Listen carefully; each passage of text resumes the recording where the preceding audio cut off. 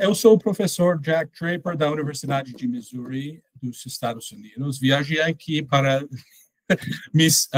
o Rio. Estamos em Botafogo, sentado no hotel. Não foi uma surpresa, mas estamos felizes que podemos ter a oportunidade de compartilhar esse trabalho que estamos desenvolvendo há mais ou menos 2 anos agora.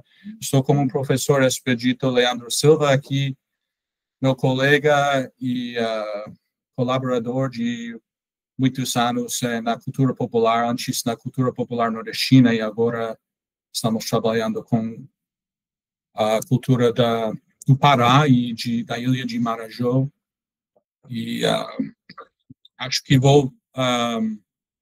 obrigado aos organizadores pelo convite e vou seguir com uma introdução mais ou menos histórica sobre o Lundu, e o professor Expedito vai seguir com mais detalhes sobre o Lundu Marajoara, na ilha de Marajó.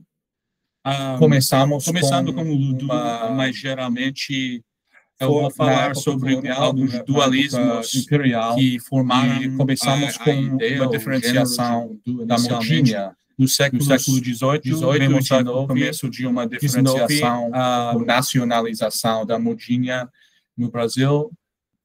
Temos uma formação da modinha portuguesa, uma modinha brasileira. Mas já, segundo os estudos sobre isso, por exemplo, de Lima, de Sandroni, já tinha evidência de elementos do Lundu já nessa modinha brasileira no século XVIII, como na letra, referências à cultura da plantação, a coisas como os senhores, os escravos, pessoas de várias raças na plantação, referências leves à comicidade nas letras, além do síncope, se diferenciando da modinha portuguesa. Depois disso, entramos no século XIX e faz uma diferenciação. Primeiro temos a primeira evidência do Lundu nas partituras em Portugal e no Brasil, e tem agora um gênero inicialmente de dança, depois de música e partituras também de Lundu brasileiro, ou Lundu afro-brasileiro. E lá, então, na formação de uma identidade nacional em termos de música no Brasil, temos um dualismo de modinha, mas do lado luso da identidade do país, e o Lundu do lado mais afro. E o Lundu, muitas vezes associados com outras palavras referindo a rodas de dança com raízes africanas, como batuque, e elementos de dança como a umbigada. E já vemos uma referência a isso numa pintura que representa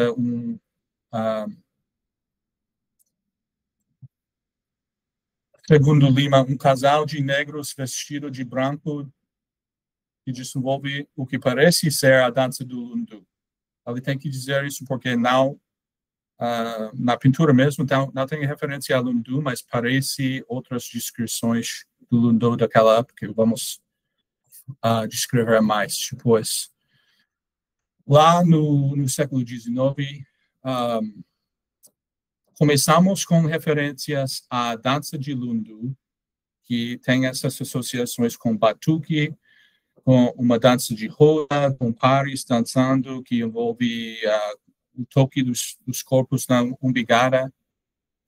E depois se desenvolve uma versão que aparece nas partituras do Lundu canção burguês, o chamado de burguês, pelo Mário de Andrade, como uma forma que chegou a ser tocado, dançado em diferentes classes sociais como o Rugenda já escreveu em 1835, que a lundu era uma dança negra, mas também dançada pelos portugueses. Ele fez essa gravura aqui de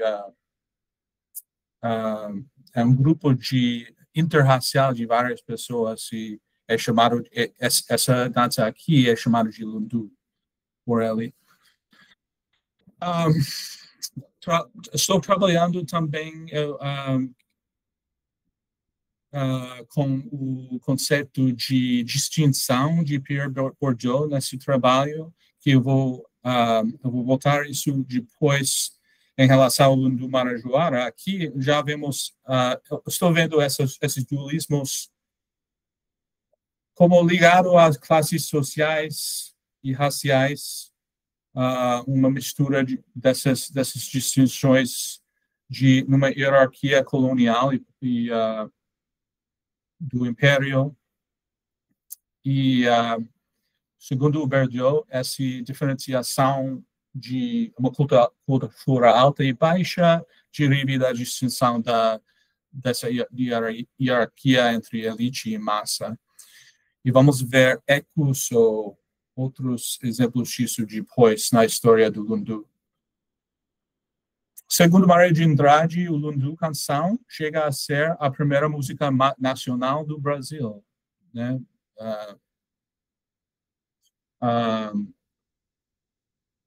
Transcendendo, né, se espalhando até ser uma coisa, pelo menos ouvido, se não dançado por várias classes sociais.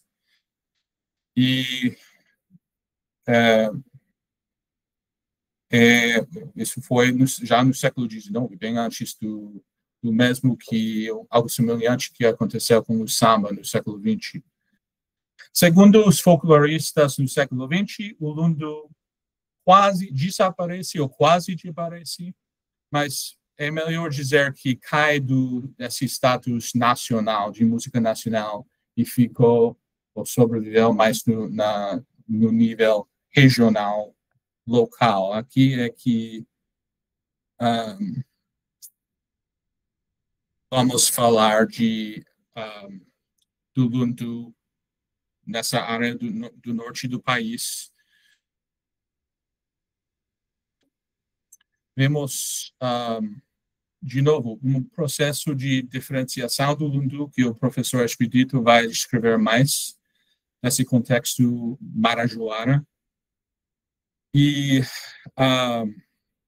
hoje em dia, e mais ou menos desde o século XX até hoje, foram categorizados dois tipos de Lundu na ilha que se influenciam, não são totalmente separados na prática, mas o Lundu africano tem mais essa referência da história que eu descrevi, e o Lundu marajoara é a coisa que tem a variação que tem mais ligações diretas com elementos da paisagem, da economia e da mistura de culturas indígenas, africanas e europeias, portuguesas, ou da influência da igreja, por exemplo, que se situa mais especificamente nessa ilha. Assim, lá, vocês podem ver um mapa aqui da ilha e as entrevistas e a pesquisa que fizemos foi principalmente nessa área de Sori,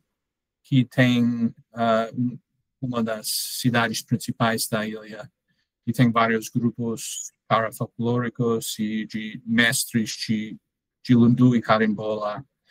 Vou passar para o professor Expedito agora para falar mais desses dois tipos de Lundu. Bom, boa tarde a todos e todas. Eu agradeço, né, o convite de aceitar o nosso parecer de pesquisa que ainda estamos desenrolando, já faz, como o Jacques falou, já faz algum tempo, já faz uns 2 anos que nós estamos ainda trabalhando, conversando.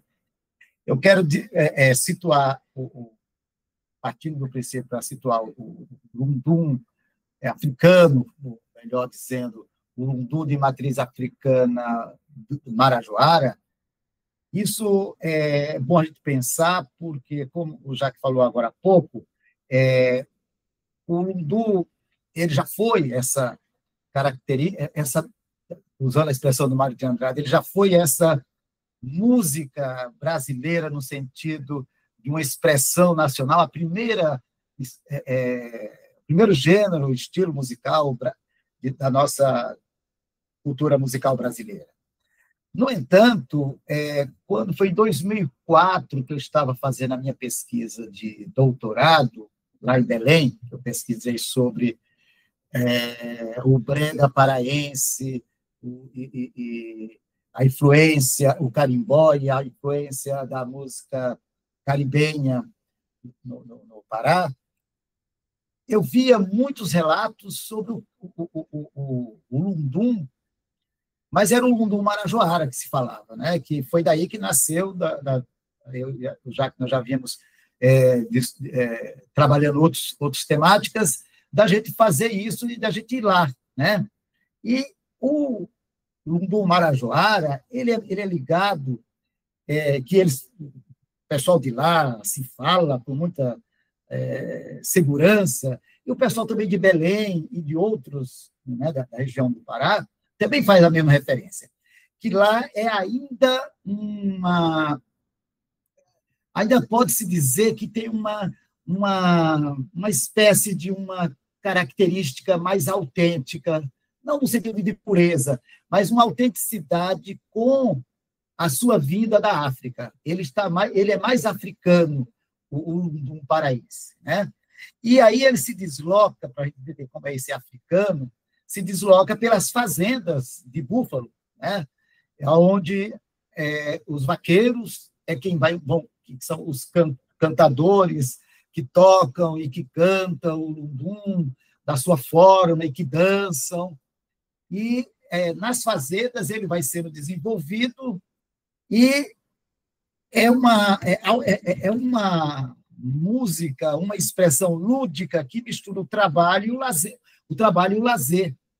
E um exemplo para a gente, que ficou claro que contaram para a gente, de uma fazendeira que ela procura, na medida que o lumbo foi se afastando, tendo uma característica mais exclusiva, assim, mais dos vaqueiros mesmo, mas fora do centro da fazenda, ela traz esse pessoal, convida, e ela, de uma forma muito didática, ela vai associar o lundum, a música, toda a sua ludicidade, com o ensino, com a educação, né? E aí vai se desenrolar, isso vai se propagar, e eles também vão passar a ter a influência de outras... como era que nós estávamos falando hoje? Logo, a questão de outras festas que não são festas são festas religiosas católicas, né? Então, eles vão estar... Com a chegada do santo... Com a chegada do santo na fazenda, que vai estar, usando uma expressão antiga, o sagrado e o profano. Mas, até hoje, o que é interessante se ver nessa expressão de uma cultura popular tradicional é a vestimenta e o chapéu, que é típica do vaqueiro, do búfalo, né? E, dentro de toda essa dança, da cantoria, das histórias, porque as letras são narrativas da vida do vaqueiro, da vida da fazenda, do amor encantado por alguém, por aquela pessoa que a pessoa está apaixonada, também os pássaros, os bichos, o boi. E aí entra também uma coisa interessante nessa história toda da experiência, da musicalidade do lundum, que isso é típico do Marajoara, que é as lendas, e a colega que nos antecedeu, ela falando das histórias, dos causos, né? Lá também é muito vivo essa coisa, muito viva essa ideia que na vida do vaqueiro, assim como é retratado nas canções e na dança, as lendas, o vaqueiro que saiu para campear um boi valente, que foi abduzido, ou seja, eles não falam essa palavra, mas foi encantado pela Mãe do Fogo. A Mãe do Fogo encantou, e ele, pronto, ficou lá, vai para um lugar dos encantamentos, como ele pode ser também encantado no fundo da água ou na floresta. É interessante a gente pensar nesses encantamentos, porque a gente pode pensar numa perspectiva, assim eu me atrevo a dizer, de uma eternidade. Essa eternidade, mesmo a gente sabendo que é uma história que para eles é real, né? E é real mesmo, né? Para eles é real mesmo, porque é assim que a crença e reza a lenda, né? Que essa eternidade do vaqueiro não está só na presença do ritual, como nós estamos vendo aí nas fotos, que se apresenta num palco, ou que faz numa casa à noite, ou num lugar, mas está na memória que é passada e que aquele vaqueiro que foi encantado, ele ainda vive, e a presença dele está presente ali, né? Então, tem o trabalho desenvolvido, aí tem, no Marajó, tem os grupos, né, e tem os festivais que já que vai falar um pouco aí dos festivais, né, dá para você falar um pouquinho, que as apresentações que eles fazem, os grupos, né, aí essa foto foi logo quando a gente chegou, que estava tendo lá uma festa lá em Souri. Vamos tocar só um pouquinho aqui. Isso é o Lundu mesmo, Lundu Marajoara. Então,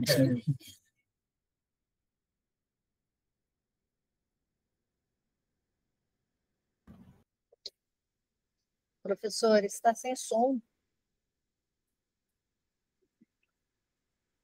Sem som. Estava okay. Sem som? Sim. Vamos ver se agora entra o som.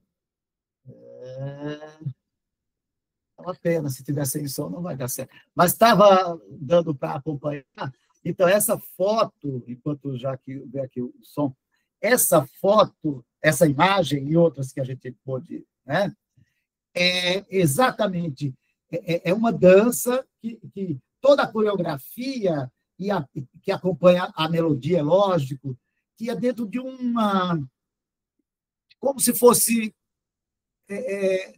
um embalo, não vou dizer uma canção militar, mas um embalo de que mexe não só com o corpo, mas com toda a alma, com toda uma forma de expressar um sentimento de liberdade, vamos dizer assim, né? E aí, o que é interessante também de ver, que lá no Marajoara a gente pode observar duas categorias. Por exemplo, este grupo que está aí na foto, eu digo categoria... Infelizmente não posso tocar som, eu acho. Eu digo categoria no sentido de classificar mesmo, assim. Aqui está mais ligado a um grupo tradicional, bem no sentido que eles se apresentam com a coordenadora, a tia Amélia, que lá eles têm as tias, ela é uma espécie de matriarca de toda a herança que ela traz, segundo a narrativa dela, das antigas fazendas, dos estilos, e aí ela traz essa figura de uma forma muito mesmo bem rústica. Rústica talvez não seja a palavra, eu acho que não é mesmo, mas de uma forma mais tentando aproximar de uma tradição folclórica, como se falava antigamente. E tem um outro grupo que não tem, que foi reorganizado, foi inventado ou reinventado, que é um grupo que trabalha com jovens, já em outro bairro, aí já é um bairro central de Souri. Souri é a capital da ilha, que eles falam. O outro é um bairro chamado Pacoval, onde uma professora organizou um grupo que já tem uma discussão coletiva no sentido da memória e da importância da canção e não só do Lundum, mas também do carimbó, mas especificamente ele se apresenta como um grupo de Lundu, do qual eles têm uma discussão que todos podem interagir, independente da idade, porque aqui, esse outro aqui da Tia Amélia, tem uma certa classificação. Mas, enfim... Esse é no vídeo, na foto aqui, é o grupo Cruzeirinho. É o Cruzeirinho, isso. Da mestra Tia Amélia, que ela é a líder do grupo, coordenadora. Né? Que é a coordenadora que desempenha, que é uma senhora aposentada, que... Acho que tenho. Será que está o som dela. agora? Tenho a foto dela aqui. A foto dela, na casa dela, né? E aí ela também narra que o grupo dela se apresenta não só referência na ilha, mas para Belém, para outras cidades, inclusive até fora do estado, o grupo é muito procurado. Enquanto o outro grupo e outros que não são assim oficializados, digamos, que são referências, é melhor a expressão, também se apresentam e que participam dos festivais, que participam, que tem uma discussão mais coletiva, recuperando nos estudantes, sobretudo nos jovens, adolescentes, esse imaginário da cultura popular do Marajoara, que é muito viva na dança e nas expressões que o Lundum e o carimbó também trabalham junto. Né? Isso, a ponto de que ela falando que teve lá uma festa lá religiosa na posse de um bispo católico e que esses grupos vão lá cantar, dançar dentro da igreja e fazer toda a coisa, porque essa é a referência maior e que eles, concluindo, que eles têm assim todos têm assim um orgulho, um prazer, né? Tem uma força de dizer que aqui nós temos um Lundum que o resto do país já praticamente quase a gente não escuta. O único Lundum que eu escuto fora de lá, até por questão de pesquisa, se você escuta às vezes tocar no rádio aqui e acolá, é aquela música, para quem não sabe, para lembrar de um Lundum mais aí, de um arranjo moderno, é a música que foi tema de uma novela chamada Pavão Misterioso, na voz do Ney Matogrosso. Aquele é o Lundum mais popular do Brasil que nós temos até hoje, né? Fora da Ilha do Marajó, posso assim dizer. Pois, e o Lundum sempre vem junto com o carimbó, como você mencionou, né? E esses grupos que tocam Lundum sempre tocam carimbó também nessa região. Ok, estamos referindo aqui a outro dualismo entre as associações do Lundu Marajoara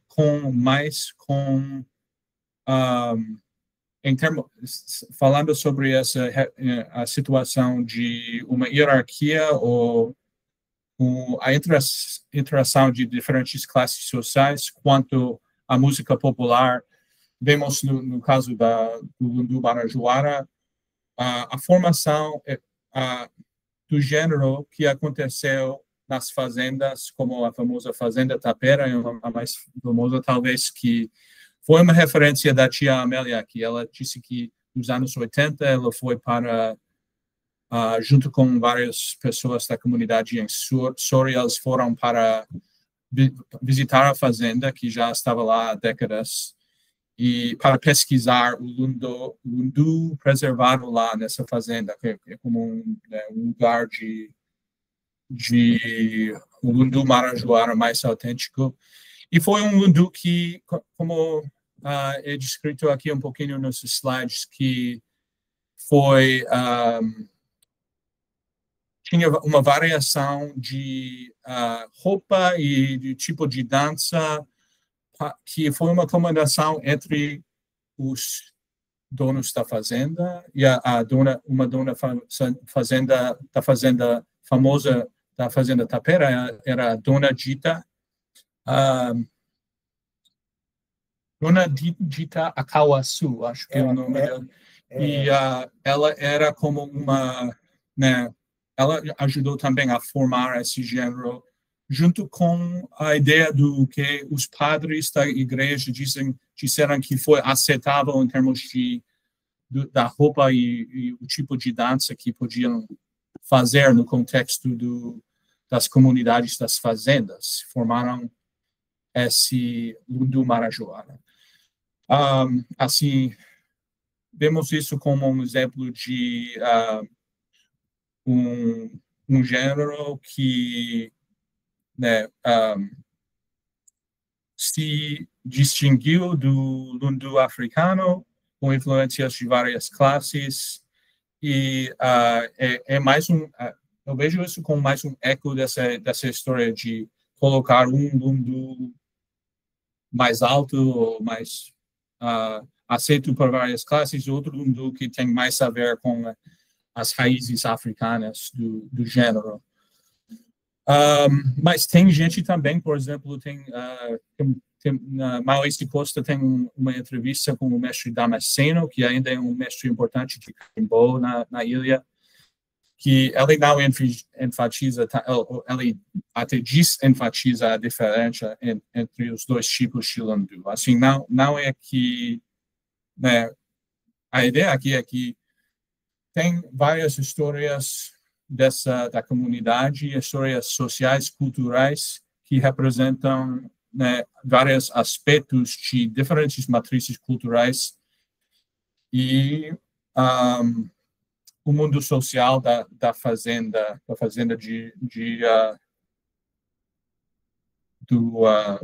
do búfalo, de verdade.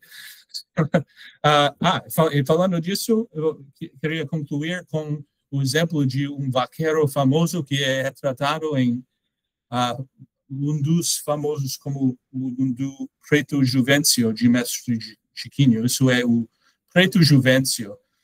E lá é interessante que o Preto Juvencio ele é reverenciado em todos os grupos. Todos os grupos, sim. Ele foi assim, como já faleceu, ele colocou-se agora num lugar que supera.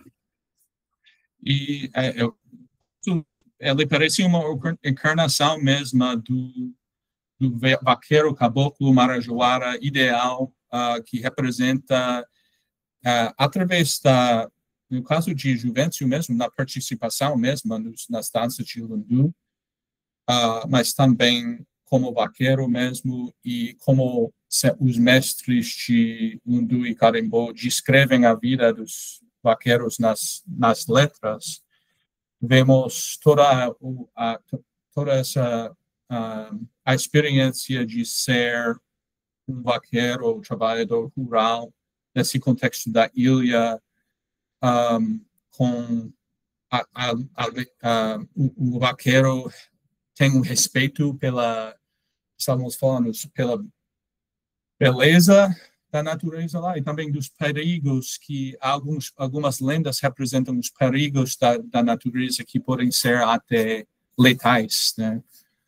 Por exemplo, cobras venenosas, ou, né, onça, ou até as águas do rio podem ser perigosas.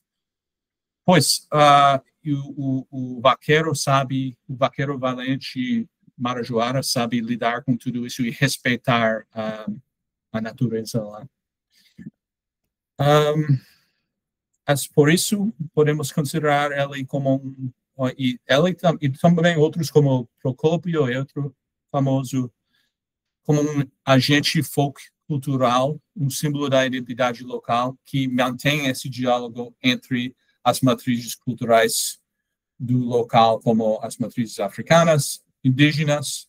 Até vemos um padrão indígena na camisa dela aqui na foto, celebrando ele este ano em Instagram. E essa cultura também, onde ele trabalhava por toda a sua vida, por muitas décadas, dos fazendeiros na ilha, a criação de gado, de boi de búfalo lá.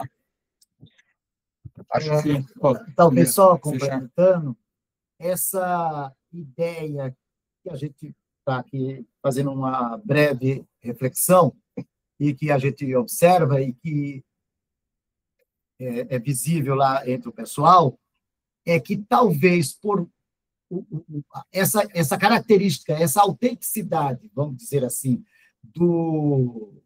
da musicalidade do lundu como música de vaqueiro e música de toda a ilha, e essa autenticidade, uma ligação muito ainda à sua matriz africana, como eles dizem, aqui é o autêntico, ainda vivenciamos tal qual veio da África na época que vieram na condição de escravo.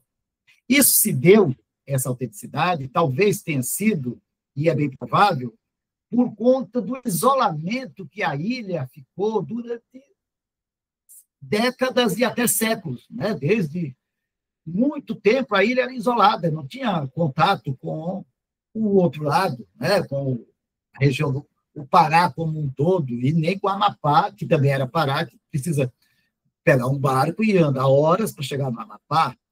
Então, talvez este isolamento tenha sido, imagino que sim, quero crer, mas estamos aqui para discutir, que este isolamento terminou enriquecendo, dando esse sentido de pertença, uma força maior para o povo marajoara, que eu concluo que o Jacques estava dizendo, é um negro africano, um negro indígena. E eu sempre digo, no Pará, quem não é indígena é negro. E os traços, se você olhar para a Tia Amélia, se você olhar, você vê os traços indígenas e traços de gente africana.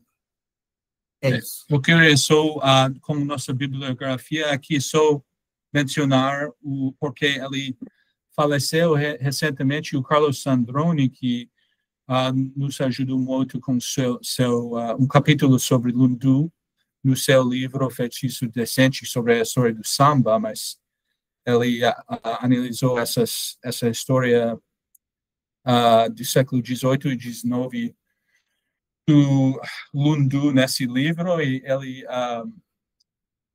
me ajudou muito quando eu estava pesquisando, eu estava no Recife pesquisando a história do forró, do gênero do forró, escrevi um livro, Expedito também escreveu um livro sobre o forró.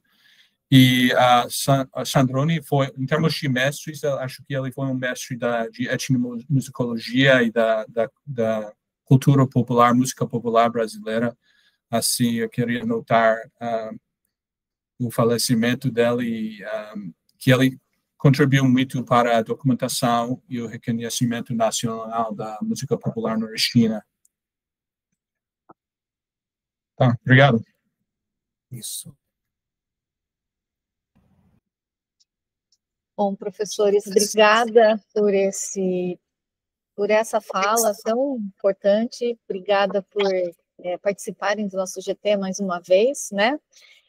Essa pesquisa que vocês apresentam mostra muito da nossa cultura brasileira.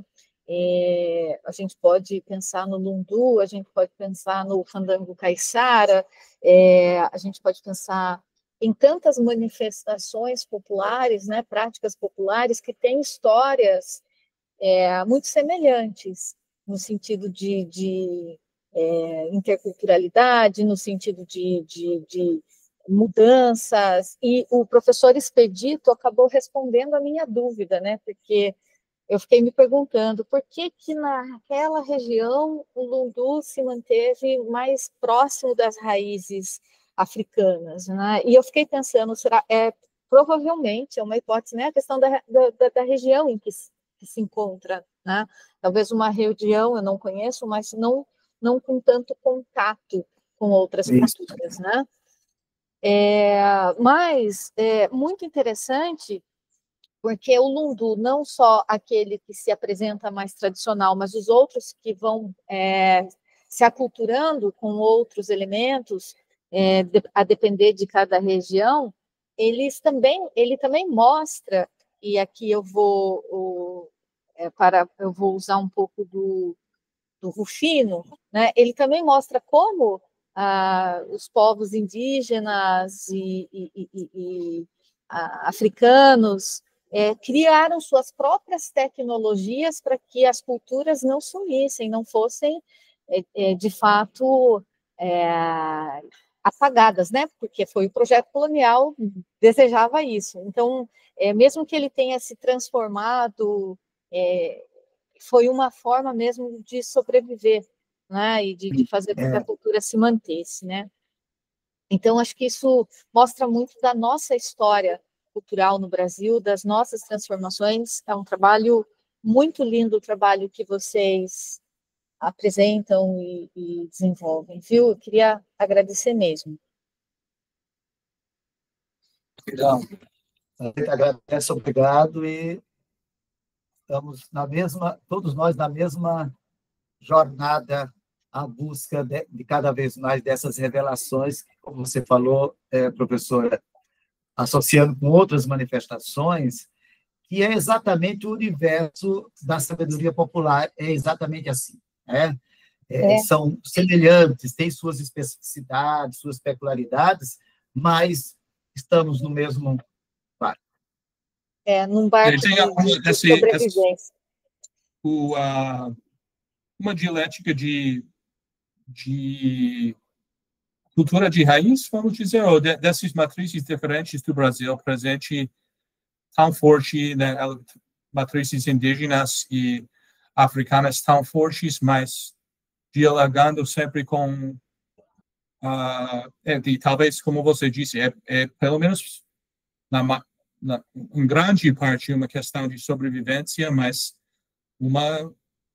processo de mestiçagem que vemos em vários gêneros, não só o lundu. E a importância da oralidade, sobretudo pela música, na propagação de saberes e conhecimentos populares, né? Isso é muito, muito, muito presente no nosso país e muito bonito, né? Estávamos falando de uma canção de lundu, acho que é sobre o vaqueiro Procópio, mas é mais ou menos o vaqueiro está cantando que as coisas que ele tem que respeitar e também que tem que temer, ou ter medo do que ele tem que ter medo para se proteger na ilha, né? É como um aviso ou dicas para sobreviver lá. Os estudos decoloniais brasileiros vão mostrar que esses são saberes muito importantes, né, para o nosso conhecimento. Então, muito legal mesmo, né? Por conta do nosso horário, eu estou vendo o pessoal migrando já, porque às 16 a gente tem uma mesa. Eu vou pedir para quem estiver aqui, para que essa conversa se estenda amanhã no nosso GT presencialmente, né? Mas que o pessoal que estiver aqui presente, abra a câmera para a gente fazer uma foto, registrar. Nosso GT chegou, acho que a 17, 18 pessoas. Isso para nós é muito, muito especial. Você sabe fazer? Você quer que eu faça? João, captura de tela? Como você achar melhor. Como você achar melhor. Então, vamos abrir as janelinhas aí, quem puder. Eu faço aqui a captação. Estou mexendo na pandemia. Mas eu também. Vamos lá, vou fazer, tá? Tá.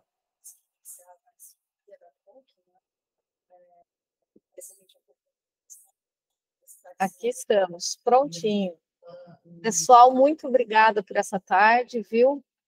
Foi ótimo. Foi rápida, mas assim, foi com um conteúdo muito bom. Amanhã a gente continua. Tem abertura, espero que vocês estejam lá com a gente também. Tá bom? Tem a fala da professora Cecília, que é muito importante para nós. Tá bem?